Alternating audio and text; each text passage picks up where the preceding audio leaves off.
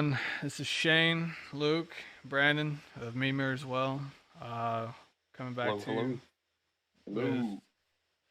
some new stuff. I know it's not been too long, but we figured we wanted to keep the content pumping out, especially before the holidays and everything approaches. So, um, today's topic is going to be about the Aesir Vanir War.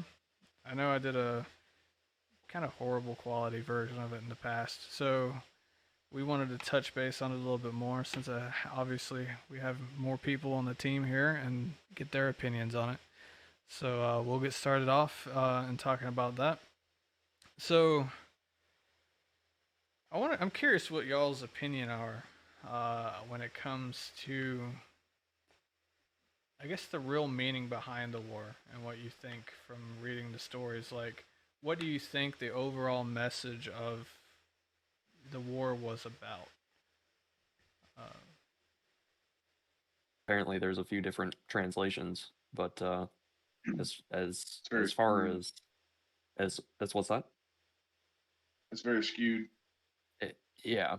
So there's a few different reasons it uh could have been started, but as for like the overall theme of what it means, of the Vanir fighting the Aesir, uh, I think it I think the biggest lesson I learned from it is that the gods are a lot like us. They have the same problems that we have. They have the same problems with like greed and um Who's just your, let's say your basic gods, the Aesir.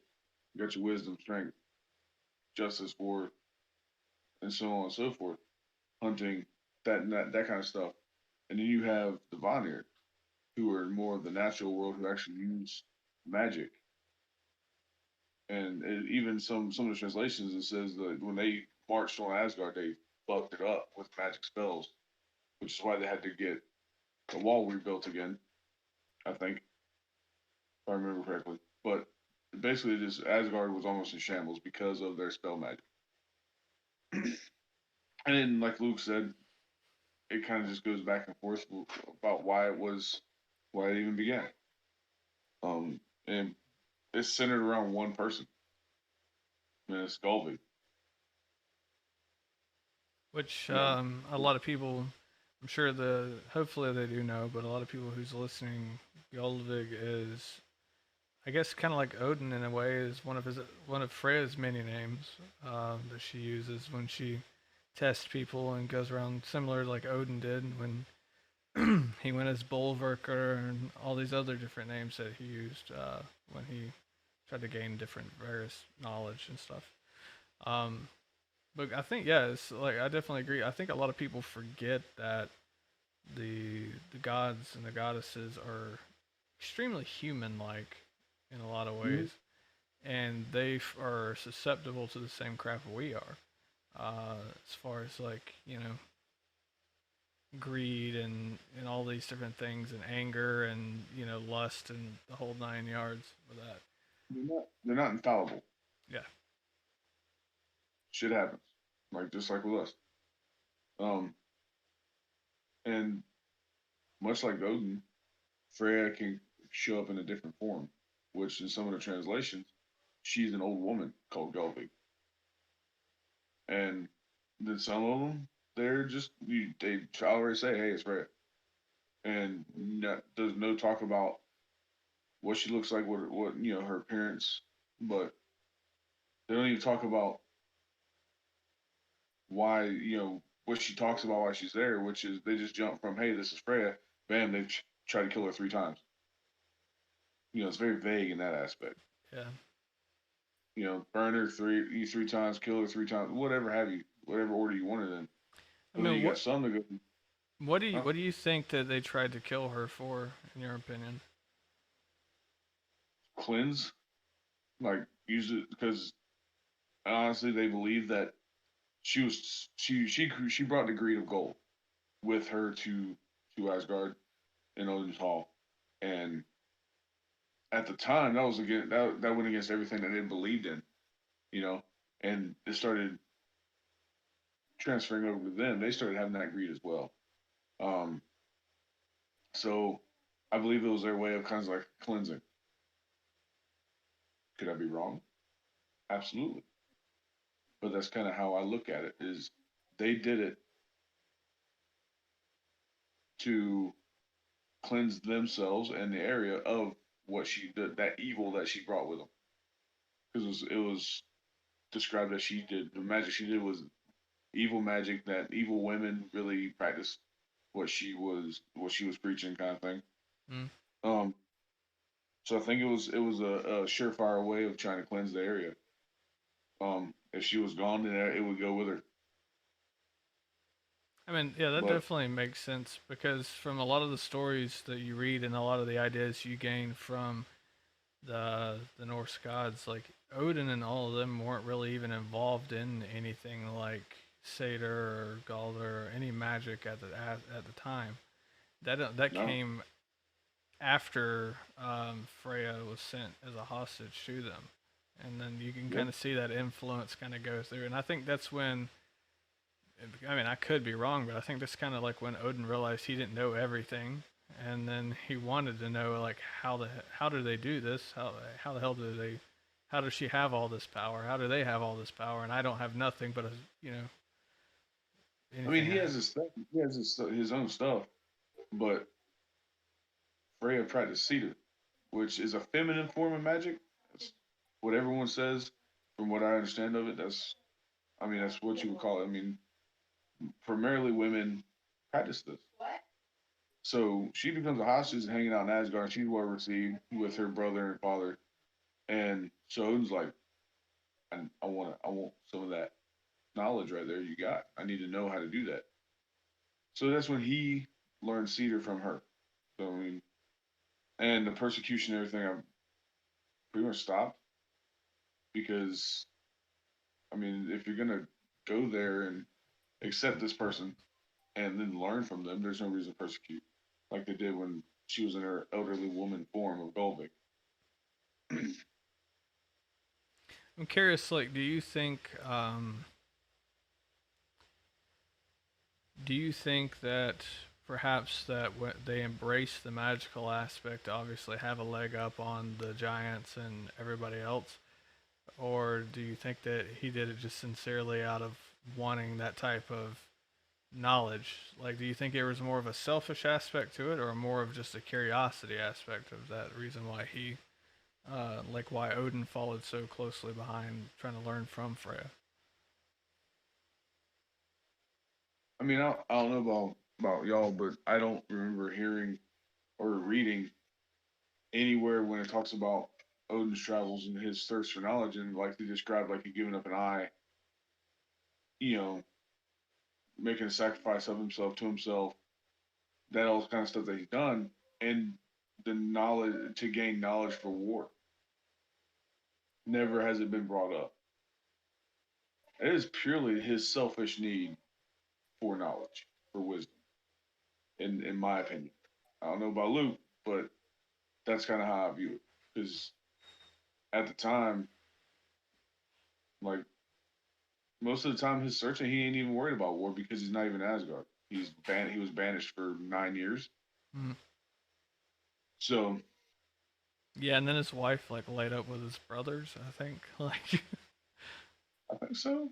yeah, I know that Freyr sat on his seat and saw like the woman he was supposed to be with, that was all in the and then same time frame, wasn't it?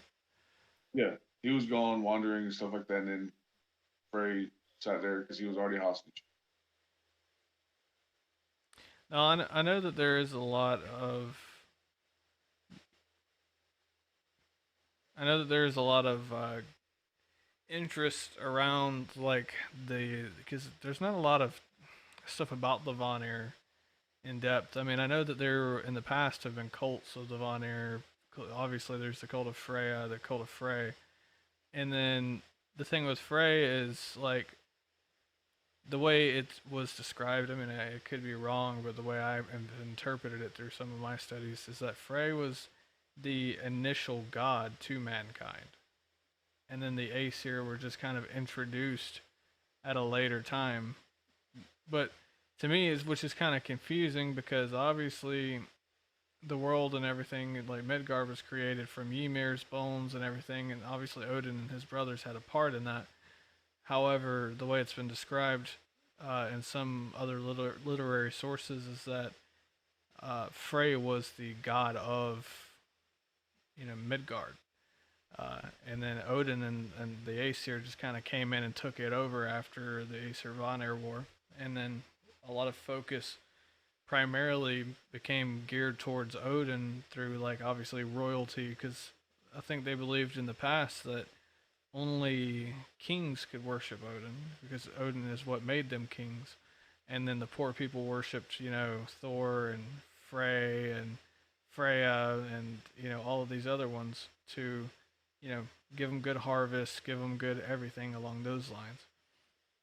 Thor's always been a working man's god, like the common man. So that's natural. Yeah.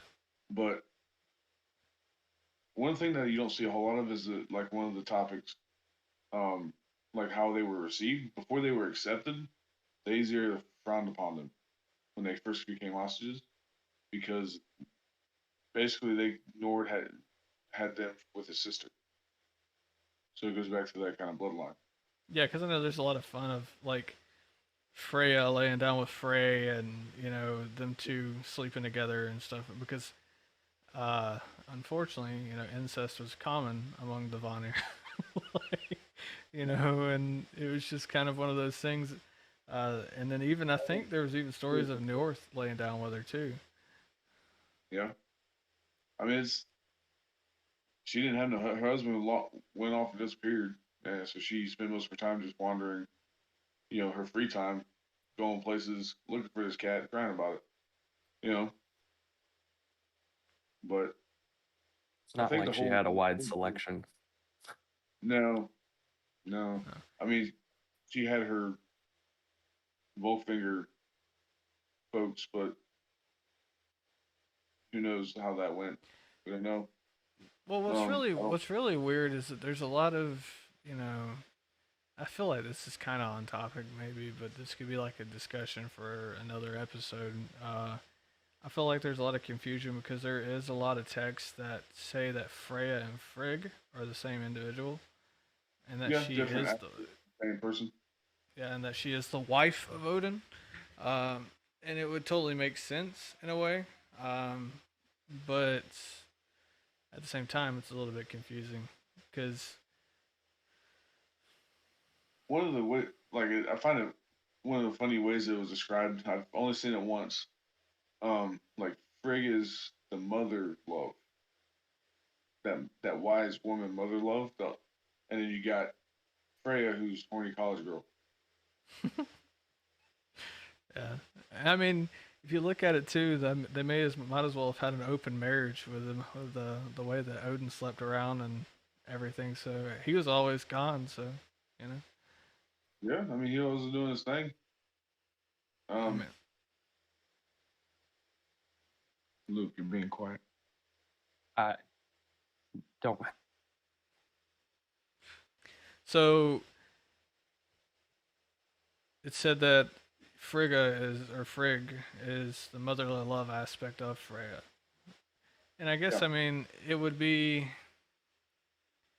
and I think there's a few gods that are like that too, that they have different aspects of themselves, but they're truly the same individual. And I'm trying to remember because there's one, and like the name is just gone at the moment. Because I know a lot of people get Loki and Loki confused with each other, and it's easy to get that confused. And then there's Utgard Loki. Uh, yes, Yeah, and the unfortunate part too is that in the stories and in and in everything, we don't hear too much about Loki's parents and who they truly were. Which he he he's son of Laufey. His mother is Laufey, not Laufey, King of Jotunheim from Marvel. It is Laufey, his mom. yeah. That's the name is legit. But other than that, I, if I've seen his name for his pops, I don't remember. Now I remember because yeah. So here we go. So Skimir was Utgard Loki, if I remember correctly. So, but Utgard Loki knew Loki's mom, like, Yeah. cause he's like, I know your mother, basically in the stories. So that's like the only time you really hear too much about, And then Loki's yeah, parentage. like you hear more about like some of the lesser gods' parents, like more than you ever do of his, and he's plays a major role in most of the lore for what it is. Even though it's back and forth playing, you know, order and chaos, going back and forth with everybody. Sometimes you want to hate him, sometimes you like him. You know, The thing with Loki is it always ended up working out for the benefit of everybody else, no matter how hard he tried. so, yeah. so it's just the way this is the way that one ended up working, and I'm pretty sure he didn't like that too much. But as far as going back to the Aesir Vanir War, um, yeah, so we know that they tried to cleanse Asgard because they wanted to kind of return it back to its purity and remove the greed from it. And then that's what initially started the war. And I believe that the hostages were kind of used as like a treaty, like a token of we'll give Yeah, you because Mimir and we'll give you Heiner, and then we'll take Njorth, Frey, and Freya, and then there was one more too. Uh, there's one of the translations. Kvasir is already there, and he's part of the Vanir hostages, yeah, and then the ones where he's made from them spitting in a bucket. Um, it's kind of which one everyone you want to go with. Um, it, for what's going on, makes more sense for the bucket because like you got a stalemate. The two tribes have stalemate. They can't beat each other. mm. So when they negotiate terms, and that's when you get into why Mimir is just a head because he was a full body god, not just a jaw. And And he was a huge giant too. I think a lot of people, bigger don't dude. know that. But like you got the three that the Aesir got, and then you got Heinir and Mimir that went to Vanir for this treaty, and the Vanir started feeling like they were fucking gypped because Mimir and Heinir were always together. They were tight. I mean, we all know that. But if Mimir wasn't there, Heinir was just a simpleton. He was he was good looking. He was jacked. He was everything that you think a big dumb dude is. Stand up there, look pretty, don't talk too much. Um, and then when he made a couple decisions by the phrase that they said that he used was let others decide. He was supposed to be making decisions, but he couldn't do anything without Mimir. So I mean, how would you're a tribe that lost Njord, Frey, Frey, and you got the babbling idiot in the brain. I'd be pissed too. Yeah, and then when they lopped off his head, and they sent it back to Odin, Yeah. I'm It's sure like that movie probably, seven. I'm sure that probably Where's your pissed bop? them off. Oh yeah. Because he I was mean, able but to revive it and then keep the knowledge. So I mean, he benefited from it. Didn't make him happy. I don't think. Probably not. He wants to I get a think it's fucking head. interesting though that they felt gypped even though they accepted the terms. They sent three. They sent Njord, Freyr, and Frey, but they only got two, and they accepted those terms. So why would they send three But and only receive two and be okay with that? It doesn't make sense well, to me. But Mimir's wisdom, I think, was somewhat like the equivalent of two individuals. that Heinir was different than what he was. Like he was a great leader, kind of deal. So it probably like on that scale, maybe it leveled out. I suppose still 3 for 2 doesn't seem. Seems wonky, but without Kvasir in the mix right now, that'd have been 4 for 2. Yeah, that would have been a a Yeah, big that issue. would have been a decision. Yeah, Um, well, which is what basically it turned into anyway. yeah. Motherfucker got stopped off. And now he's a talking head that gets carried around with a fucking old dude wandering the world. He's got gypped. He's always, I always imagine like Odin either like sticks him on like a stick and like walks around with his head on it, like you see in those, like the African witch doctors or whatever they're called, like with the head on the, booga booga Like Um, think you get motion sickness up booga. there? I mean, it's interesting in a lot of ways because for Heiner to be such an idiot, him and his uncle Mimir were super close.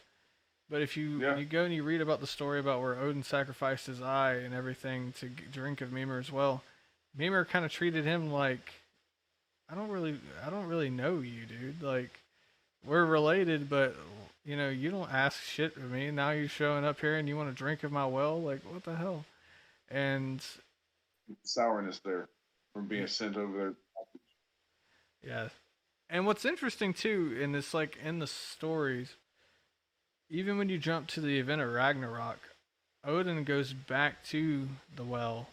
So I guess there's at a certain point where Mimir's head is no longer with him. It returns back to where it used to be. He places it back into where his well was, I guess to guard it or keep an eye on it or whatever. And Odin goes back to talk to him again. So obviously there's a part where Odin really doesn't keep him with him the whole time. He apparently just takes him and puts him back where he once was, wherever that is. He's just like, shut the hell up. Let me just go put you over here. Back in your tub. I mean, that could be part of, where in the Havamal, Odin says that one should be, midwise, like, you shouldn't be overly wise. So maybe at that point he realizes that having Mimir's head around is a detriment as much as it is, or I should say, a hindrance as much as it is helpful. I mean, I can only Yeah. imagine knowing so much before you go insane. Like, Exactly. I mean, how much does Mimir probably talk? It's like you're over there just like, shut the hell up. Just like I'm gonna cut your voice box. Jesus fuck. like just be You're just quiet. ahead. You don't even have a voice box. How is this Right. working? Magic. And so, but too, it shows you the level of knowledge that either I don't know if it's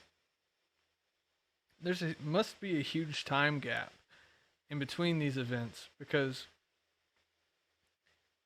Odin by this point I'm sure has gave up his eye, hung on the Yggdrasil, and then learned enough magic from Freya to go and reanimate Mimir.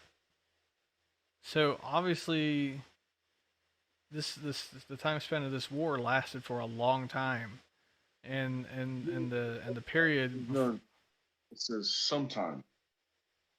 That could mean anything. Yeah, so you can see the level of progression of Odin's wisdom and stuff, and you can see kind of like what he's working on and what he's working like as far as his personal progression throughout this war. Like, if that would have happened, like he goes to hand Mimir over, doesn't get Freya, and then Mimir's head gets lopped off, I doubt he's going to be able to like reanimate him. But it's because he's over there being Odin, seducing knowledge and whatever the hell he can get from her, because let's be honest, he's wise talking, he can get whatever he wants, apparently, according to the stories. The only person that gave him a hard time was the giantess who guarded the Mead of Poetry. She's the only one that was like, stop it, no.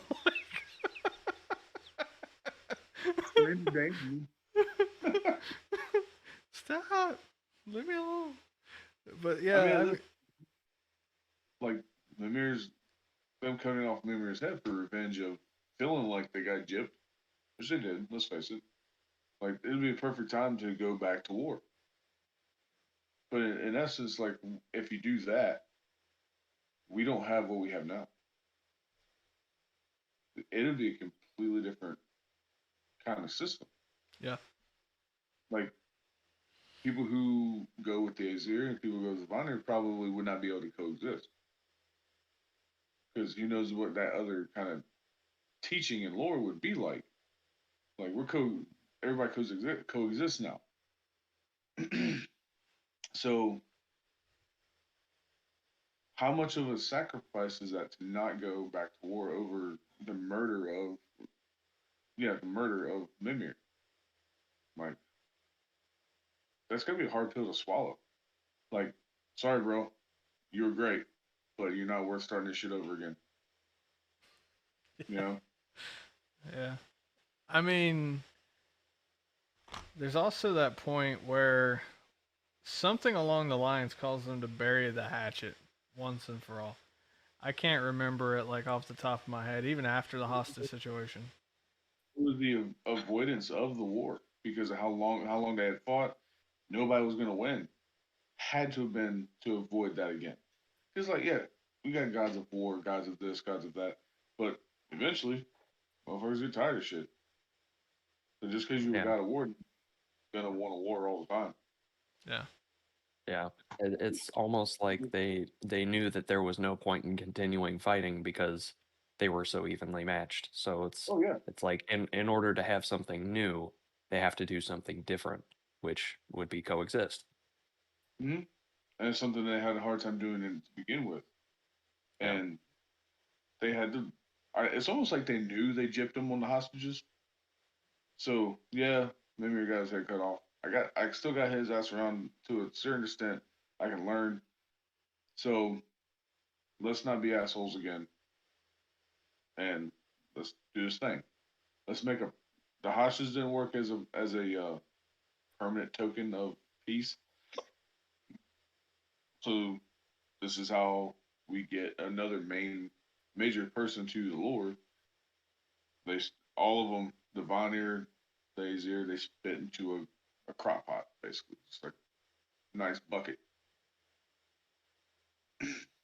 and we get Kvasir.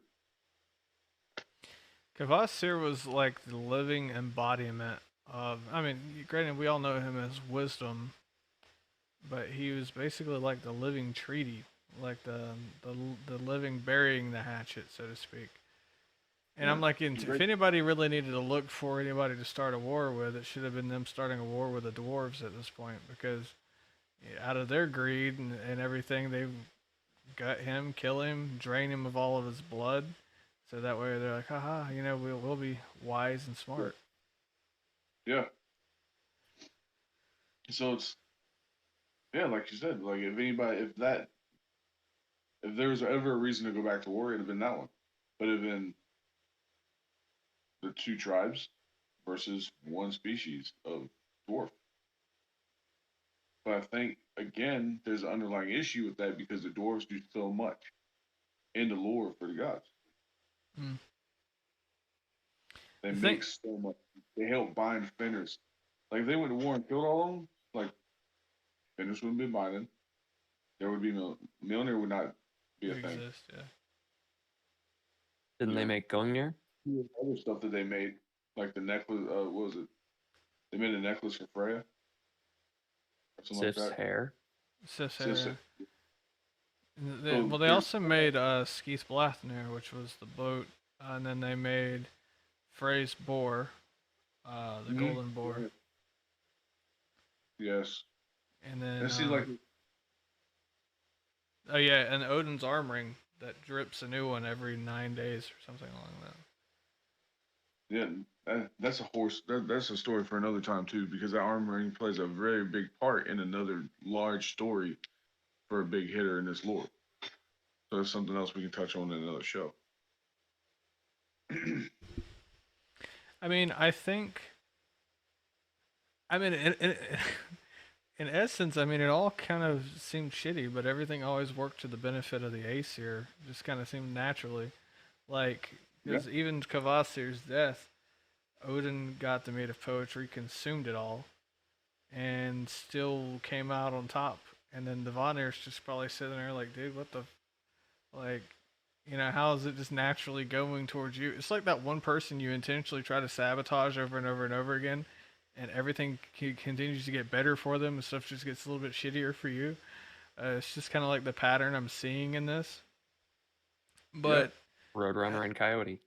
Exactly. But at the same time, I mean, uh, we don't know much about the Vanir other than just the Aesir Vanir War. Nothing's really talked about too much. Other than like individuals, like you have your, as a whole, they're just from Vanaheim.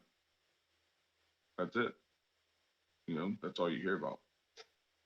Then you got your individuals.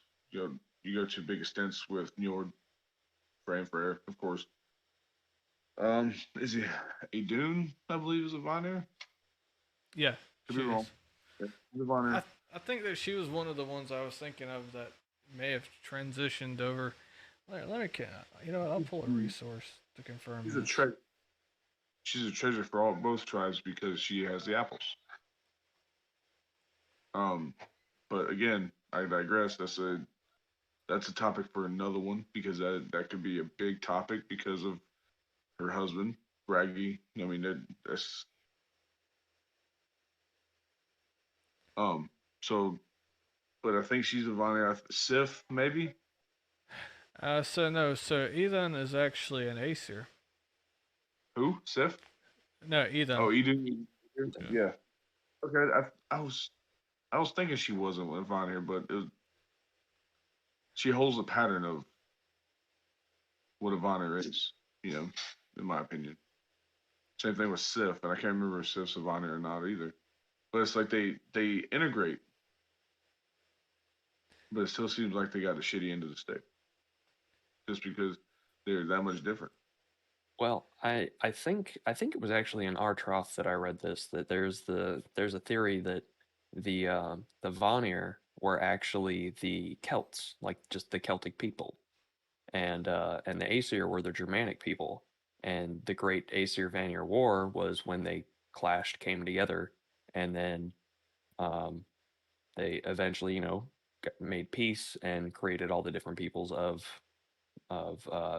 Northern Europe. Yeah, Now, when you look at And Frey, I that makes, mean, that makes a lot of sense. I like that.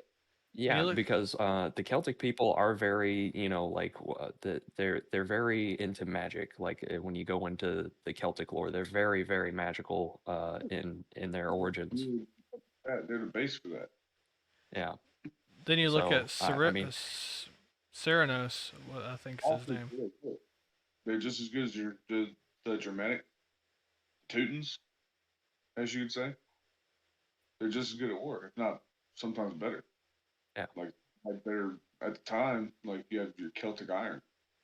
Like they were known for those big those big iron swords of the time that were just above what everyone else had in the area.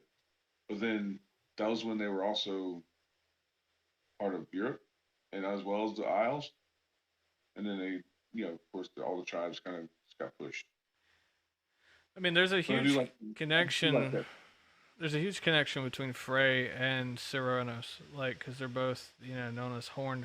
Like, if you look at Ceranos, he's related to deer. That's the reason why they give him like the antlers on top of his head Yeah. and everything. And it's the same reason why it's like that with Frey. And so to back up what Luke said, there's a lot of stuff I've heard about that. Like, for example, like Ari Theriger, he goes into detail about Frey a lot, basically, saying that Frey was the god who gave. It's like Frey was the god who gave power to people. Like technically, he was the kingmaker because there was also some kind of historical story or whatever that even said that Frey was one of the first kings on Midgard. Like, and they even have like a actual name for him that's a little different than Frey, but he's like he was supposedly a king that ruled over a certain amount of time, or something along those lines. So there's actually like a huge. It's kind of like sifting through like a bunch of broken pottery to try to find pieces, like on an archaeological dig of like, is this gonna make sense? Is this not gonna make sense? And then the thing that's cool about our time is like as of now, a lot of this stuff right here starts to kind of have the pieces meld back together bit by bit from historical findings and archaeological digs and everything that kind of keeps just resurfacing itself to the top. And we're at a time now that where we can document this and electronically store it and pick up the pieces, so to speak, of like, okay, this part of the puzzle didn't make sense. And then you learn later that, like, okay, well, Frey was, um, you know, god of the earth or whatever at this time, and it starts kind of balancing itself out on a Yeah. scale of things. And it's And like in also in this war, you don't hear about a lot of. They don't go into detail about who's who. mhm. Like you hear Odin, Mimir, Heinir, Njord, Freya, and Kvasir. That's the only guys that are named that I have found. Like you got personalities like Thor. This has got to be pre Mjolnir. Thor being Thor. It's probably still Thor. He just has his weapon they had before Mjolnir. So he's not, he is that still mighty God, but where's he at in this? Like, why isn't there details about what others are doing? Did they do anything? Or it was just so meshed together for so long. It's just, you know, they were so even, they couldn't do anything. Yeah. That's kind of stuff I think about. It's like, where's the details? I imagine when this thing was first started being spoken of, there was probably huge details. But over thousands of years, thousand years, whatever have you, I guess things do get lost. I mean, it's also like, at what point did Loki and Odin meet each other for them Yeah. to for that agreement to be like, I will, anytime I drink, you will be welcome at my table. The blood brotherhood to develop. I mean, because there's so much stuff like you said though. Thor's not mentioned. You think Loki would have been there if this was like after that. You don't hear of Balder being there. You don't hear of God, who else? You don't hear of Heimdall being there. You don't hear about Tyr. Yeah. None of it. And I mean, it's kind of weird because it makes you wonder, like, is this pre-Thor? Because, like, Before he was even born. yeah, it's like prior to him being born. Because I know that there's also like a place. Shit, it's like, I want to say it's like around. It's a cave. It's called like Thunars or Thorsten or something like, yeah, Thurston or something along those lines. Supposedly like a place on Midgard that Thor was born in, and it's like the cave that he was born in because his mother is Jord, which is Mother Earth, and Yeah. so that's where she, like, when he was born, he was birthed into this cave, and I'm trying to remember the name of it. It's called yeah, it's called Thor's Cave. It's in Staffordshire, England. And I think that's the story of it. Is like supposedly that's where he was born. I may be wrong because I know that there's like, I don't remember it being called Thor's Cave, but it was like Thunder's Cave or something like that, along those lines. And supposedly that's where he was born at. So it would make sense, which is really weird because we know that. Yeah, that's an episode for another time. Because talking about his mother, uh, Thor's mother, his mother Earth. You kind of would think that how did that come if the Vanir were like the gods and the goddesses of Midgard? Like, where does she fall into that? Did she side with the Vanir as a giantess? Because we know she's a giantess, if I remember correctly. So, well, maybe that's part of their coexistence, and why Thor appears afterwards is he's a product of that coexistence. that would make sense. Yeah, I mean that'd be spot on. I mean, I feel like Kvasir is definitely like the embodiment of the treaty for sure, and like represents that peaceful coexistence through, through wisdom, through poetry, really. But yeah, I mean, strange take. I mean, it's a good one. I mean, and at some point,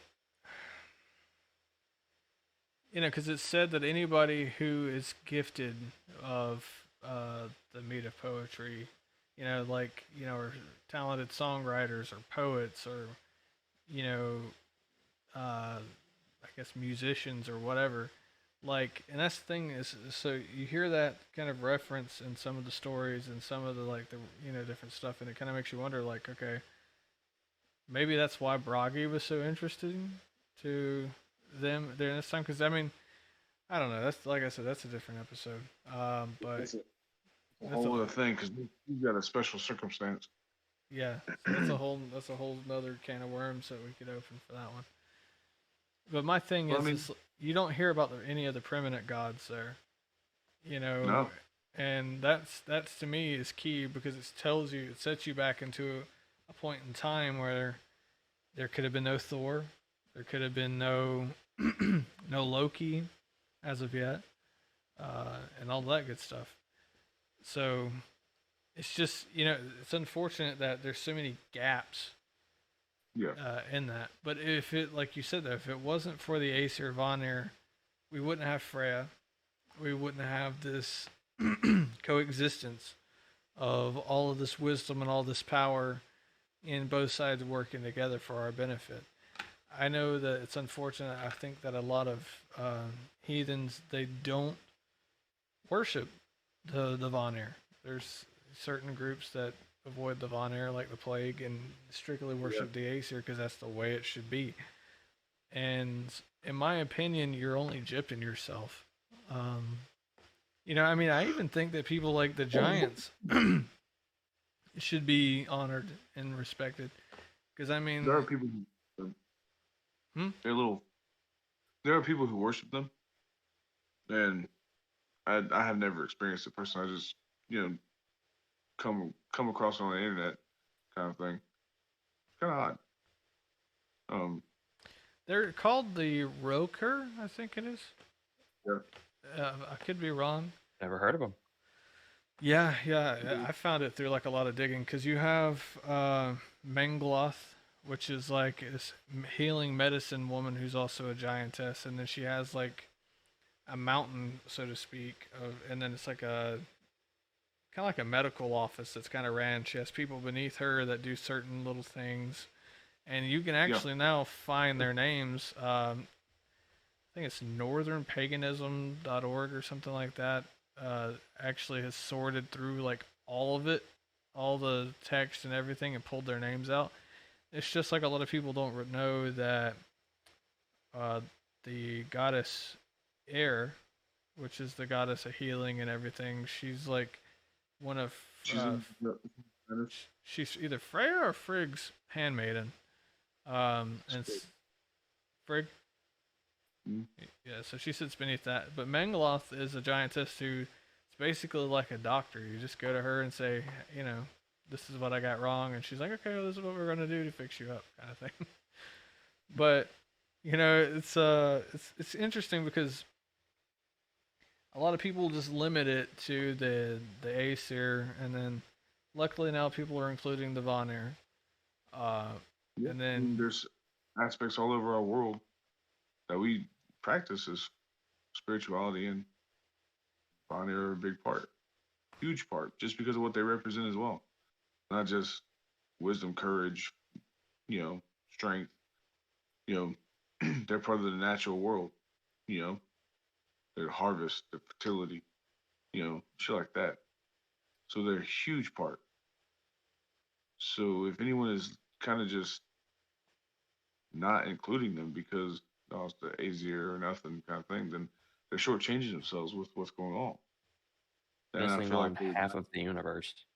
yeah, and they're missing out on being able to appreciate what everything is, like what our world brings to it because of their lack of knowledge about the Vanir. Kind of when you learn all these things, you kind of have an appreciation for everything you see in the world now, in the natural world. Fuck the city. I mean, I think now in the coming times, you see a huge growth in people who associate themselves with Freya. I mean, Mm. which Freya's like the kind of like the go-to Vanir that everybody flocks to, and Oh then yeah. And slam lamb, some shit like that. yeah, Everybody likes that first. and then you have some people will go to Frey, especially, and then you also have Uller. Well, I think Uller he wasn't Vanir, he was Aesir, I think, or was he Him and Vanir? Scotty are basically the same thing. Just male, female, aspects of each one. Yeah, and She's a it's giantess, of course. She's the ex-wife of Njord. yeah, I But forgot that she left him and then married yeah, him because of his feet. But yeah, this stupid. Yeah, I mean, a lot of people forget though. It's just like, Aer and Ran and their 9 daughters. They're giants. You yeah, know, a lot of people forget that Surt is a giant, and the thing is Surt's older than the gods themselves, because he existed and even is spoken about during the time of the birth of Odin and his brothers and the creation of the nine, like the worlds. yeah. I Muspelheim mean, he was existed. the exact opposite of Ymir. Hmm. Yeah, I mean, and there's so many different, groups of people. I mean, the elves obviously they play their part in everything. The dwarves they play their part in everything. And like unfortunately, we don't have like specific names of like what you would call a dwarven tribe or elf tribe, but you mm, know they have their significance parts in everything as well. Like if it wasn't for the dwarves, we wouldn't have the gods wouldn't have their their weapons and their gifts and everything else that they have. And I think like if you're a blacksmith or you're somebody who works on stuff or whatever, getting close to a dwarf, who does the same thing and honoring them, that's one way of honoring them. Because there is no yeah. blacksmith Aesir, there's no blacksmith Vanir, there's no blacksmith Roker. It's just dwarves. Well, Thor carries around a pretty sweet blacksmithing tool, so I mean that's That's about as true. Mm. close as we can get. That's Some, another reason some why people think he's that he's just hitting his anvil. I exactly, mean, and other people think it's his the chariot rolling through the sky. yeah. So Kind of people. just another example of why Thor is the working man's god. I mean, I Yeah, know that in the old cave drawing store had like a club initially, and then the club yeah, like turned an axe. yeah it turned into an axe after some time, and then basically, I mean, as much as I hate to give Marvel credit about this, but then it turned into Stormbreaker, like the axe on one side, the hammer on the other side for a long time, and then after that, it shrunk down to this tiny hammer. So you can kind of see like the weapon progression of Thor throughout time. And he talks about a lot of times that he breaks his weapons and all these other Mm. things.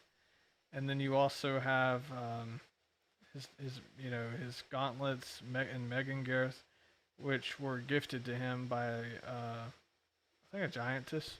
She made them for him, gifted them to him. But that's when she supposedly taught him satyr too, which is Mm. mentioned in Artroth. And there's even Yeah. rune inscriptions that talk about Thor using satyr, which is pretty cool. But And eventually, I think everybody dabbles in it a little bit. I think at the level that we are at with because of the Aesir Vanir War, we've greatly benefited from it. I mean, I don't know what it would be like here with them still opposing each other. Yeah. I can imagine being around then, seeing something like that. Like, just like all hell breaking loose, like lightning from the sky, with the waves slapping it. Like you don't know what the hell it looked like, Mm. and all the magical aspects too. Probably would have been kind of gnarly. Yeah, But I mean, I think at the end of the day, we as a people have benefited from it just as much as the two tribes have. Um, and unfortunately, that's about the gist of it. Yeah. There's not a whole lot to it. So compared to most of the lore, it is relatively short for the the big event that it was. There's just nothing. It has like your talking points, and it ends. I think there might There's be a message just in that lack of knowledge, though. Like the details aren't important. It's the fact that it happened in the first place that yep, that could be the biggest takeaway. like beginning, middle, and end. Yeah. That's what we focus on. I think. Right I now, mean, the we're war going in war. the war in itself, like, it shows you one what the power of greed can do to somebody, uh, We're every day now. and then and then two, it shows you that you know you can benefit from somebody else on a different side.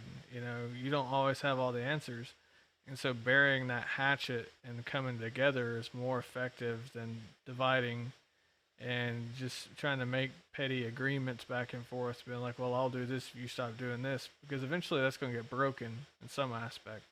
And I think that we can see that through the death, like the beheading of Mimir and everything along Yeah. that. So I coming think to the universe wouldn't, our universe would not be what it is. Like it wouldn't even be able to work. You know what I mean? Mm.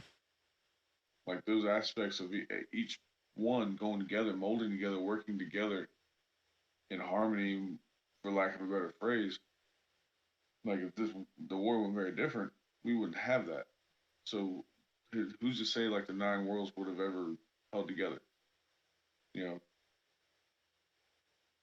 it would have just been all out chaos, all out war with everybody. I mean, and that's just kind of like doom and gloom kind of thing. But you gotta think about it. It's like if the war went differently, how different could what we know now be different? Or would there even be a Midgard? Hmm. Honestly, I think it's a repetition of a cycle, though, because if you look back at the creation, uh, you get the sparks from Muspelheim and you get the frost from Niflheim coming together, Mhm. and when they come together, there's a um adverse reaction, let's call it. Like it's an explosive reaction almost that creates something new, something that's never been before, Yeah. and eventually it settles into peace. Like, so it kind That of still feels like, yeah, exactly, but it happens again and again. so everything, but like, look, everything could be happen as it should, but then because the harmony is not there, the balance. Yeah, Midgard are created, but would it last? How much of them working together, having that peace, has held our world together to help us develop? You know, that's kind of Yeah. how I think about it. Like, how much different could everything have been if the what ifs happened? Yeah. I mean, because we know after Ragnarok, the Vanir return back. They leave Asgard and they go back to their normal lives when wherever they were at. Not as Freya, and the rest are like children of or lesser gods, and then children like Thor's twins stick around because they take up that mantle of protector. Or they inherit Mjolnir, all that good stuff. And only Balder and Freya's and Nana. I think there's some other ones, but a lot of the major hitters die in a Ragnarok, and everything's lesser gods at that point. They become the gods. There's no more, and at that point, I guess there's no more tribes. It's just we are the new ones. Yeah, I mean, I think it's just the ultimate. There is no real sense of needing to be this or that or this or that. We're just us. you know. Yeah. And that's what we that's I think it's the bigger picture in that. It's like we don't give a shit about if we're Aesir. We don't give a shit about if we're Jotun. We don't give a shit about if we're Vanir. We're here because we all have the same goal in mind, and Yeah. and the same desire to push forward and to make something out of this. And I mean, I always felt like there's a deeper message to some of this stuff that some people I'm guilty of that sometimes. I'll just read something that's for what it is, for like face value on the surface, like this is it. But when you sit back and you really dive into the depths of this stuff, I mean, there's like little nuggets of life messages that you can pick up along the way. Yeah. I mean, it's there. It's how are you going to take the time to think about what you read? You know, even if it's something as simple as the war. Not a very simple thing, but the way it's interpreted to us or translated to us, it is very simple. It's very cut and dry. But there's enough there for you to take away something there and kind of give you a new outlook. If you really just sit down and focus on it, kind of do like a active meditation. Hmm. Yeah, I mean, I think it's like in the info that we have, I think that they probably looked at it like this: is like this is good enough for you to understand the true message of this. So we don't need to dive into every details, and you become consumed in the details instead of Yeah, consumed in the bigger picture of what's going on. you allow the details to interpret for you. So yeah, I totally. You just be like, well, yeah, I totally. This is my thoughts on it, but it's just what you read. Sat back and just thought about the grand, you know, dissect each sentence. What's in the sentence that you kind of speaks to you, kind of has an underlying message. I don't think a lot of people do that anymore. But some do. I mean, it's very time consuming to do such a thing, especially on a large scale. But sorry, Nah, I get it. I feel um, the same way. yeah, I mean, I start talking about these stories sometimes, and it can either get me hyped up or make me tired. And then, it's the story about war would just make you tired. yeah, Oh, we're not talking about John Wick here, so I yeah. mean, touche. You didn't kill my dog. You know, well, we're all right. they killed Odin's dog, and now they're gonna go back to war. No, Which wait, just one is kidding. good? Yeah, I think too, like speaking of Odin's dog, there's so many, you know, dog-like creatures in the story of Ragnarok, and everybody just focuses just on the one. They forget about Garnir. They forget about Skull and Haiti, and they forget about all of Grekky and Frecky, it. Yeah. and Garm is a big one because that's the Bane of Tyr. He goes out fighting not Fenris like you would originally think because of how much he dealt with him and sacrificed. No, just some wannabe Cerberus. Yeah, he's a lot of people depict him as like a nightmare hound, like something you don't want to deal with. Well, I mean, I guess it's kind of looking more into it. I don't know. I know there's quite a bit of detail going into what Garm represents. There's some kind of crazy shit. He feeds on like the flesh of some sort of some of the dead. It wasn't the greatest thing to die, and you weren't the greatest person. Something like that. But there's no. I don't know. I feel like there's no duality to it. I mean, I know like You know, Nidhogg, feeds on the corpses of the unworthy dead. that is yes. So it's kind of. I guess that's a topic for the duality stuff we want to talk about. Yeah, the Oh, dualism. I'm still still struggling with what non-dualism is supposed to look like because I can't help but see it everywhere, especially Arm. even in this war. So I mean, Yeah. do you guys want to tell our listeners what the question is and what to look forward to for the next one? Sure. Yeah, we can do that. Let's get the question verbatim. So, Yeah. Read to in our you. Discord, which you should definitely join and come have conversations with us. The link is Um, below. Click it, or we will find you. No, we won't. No, no, I don't no, have that but kind of time. I don't have Sorry. that. Yeah, we don't really have that kind of time. So, we are asking for what people would like to hear about, and our moderator, Space Mankey, asks, I'd be interested in learning about dualism within Norse pagan religions and what it means within the community. For example, fire and ice, light and dark, things like that, and how it affects practitioners and devotees in modern life.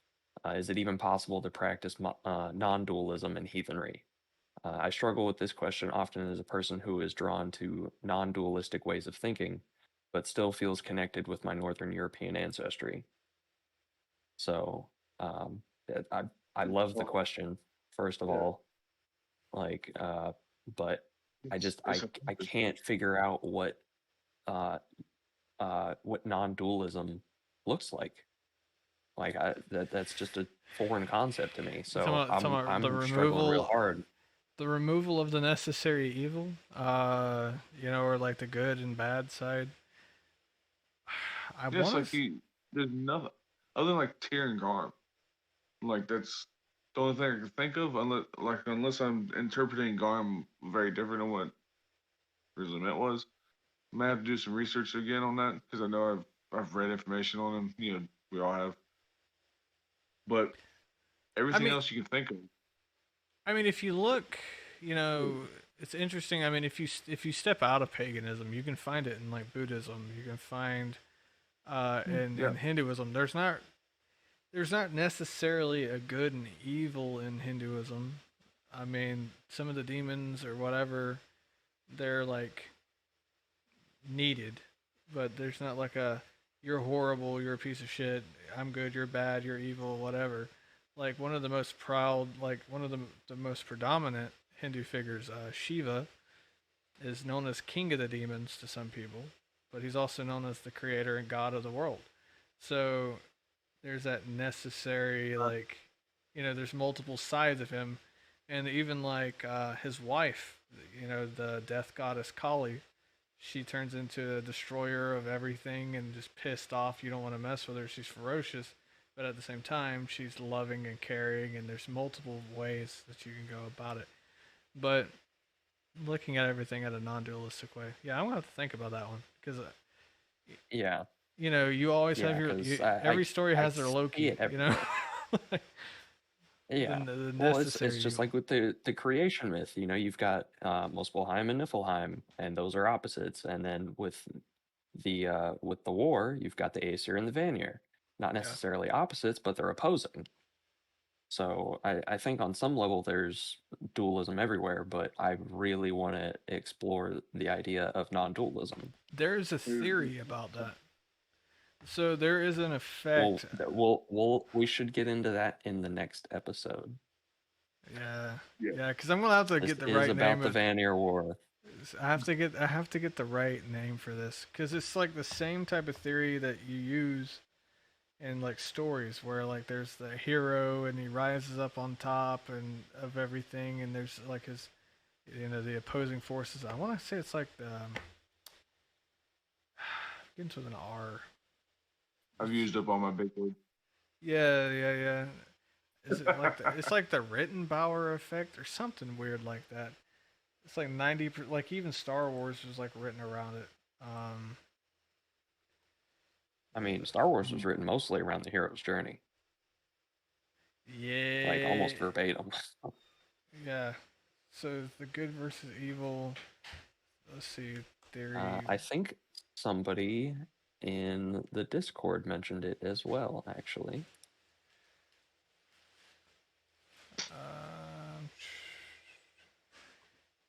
I'm trying to remember the name of it.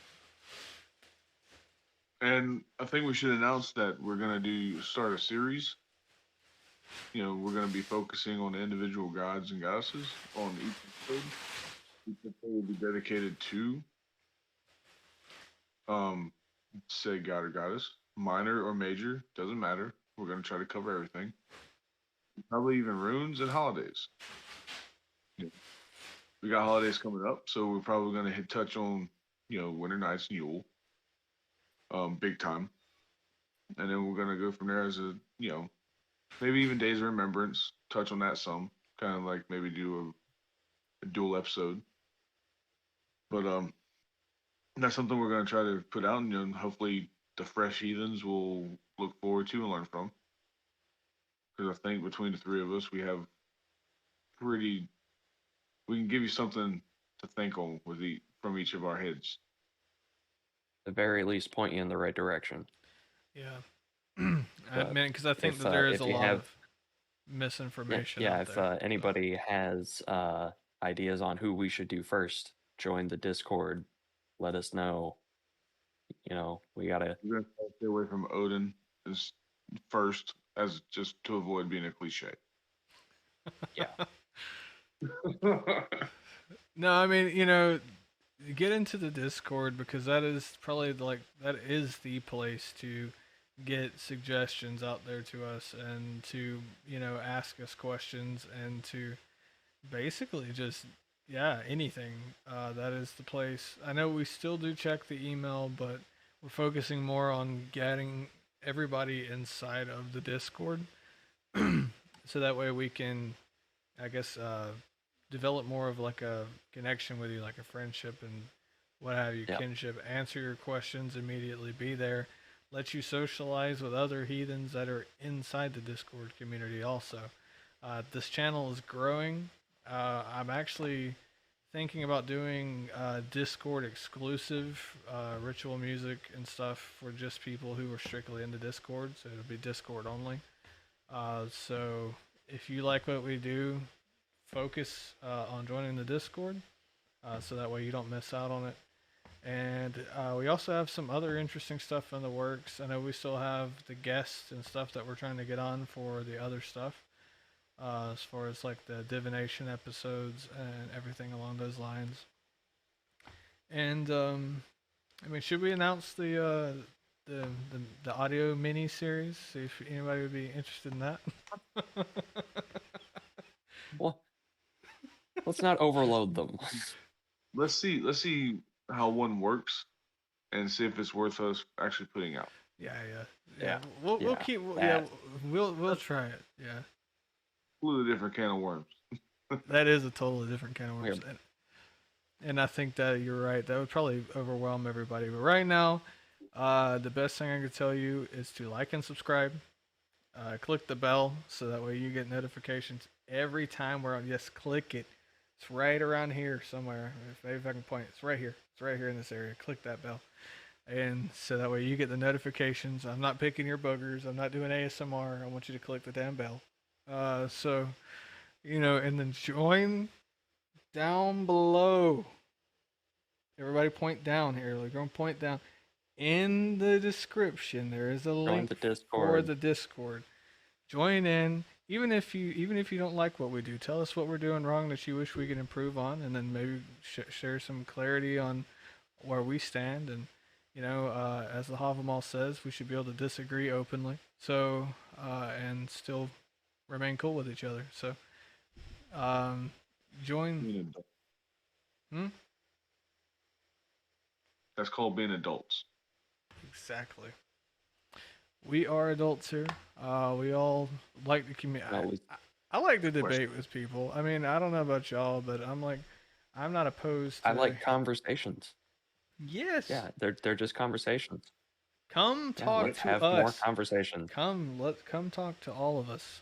We want to hear it. We're on there. I think Luke's on there more than any of us.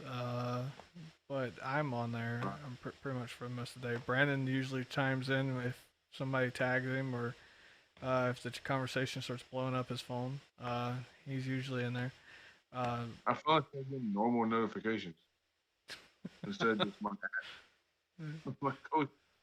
But I still get like 60 messages lost. So I always had to my late responses are I'm reading everything. Yeah. But we're all in there.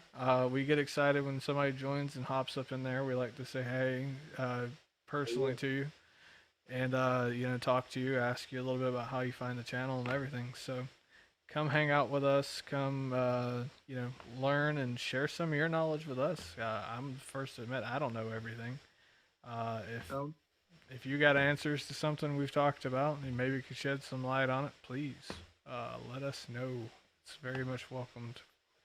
And give Luke a run for his money here. He created the Discord, so let's keep him busy. Get a bunch I of people created the in there. problem. It's not a problem. We just gotta, once it gets big, we're gonna have to figure out. We're gonna have to like appoint new moderators and all sorts of stuff to help. It's gonna be like All a in full. due time. It's gonna be a full effort. Yeah, in all due time. The way the YouTube is blowing up, it's gonna be a definite full time thing.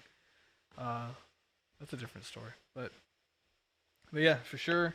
We hope to see you all in our Discord community. So yeah, in the description there is a link. Click it. Click, click, click. It's only it's only like one little.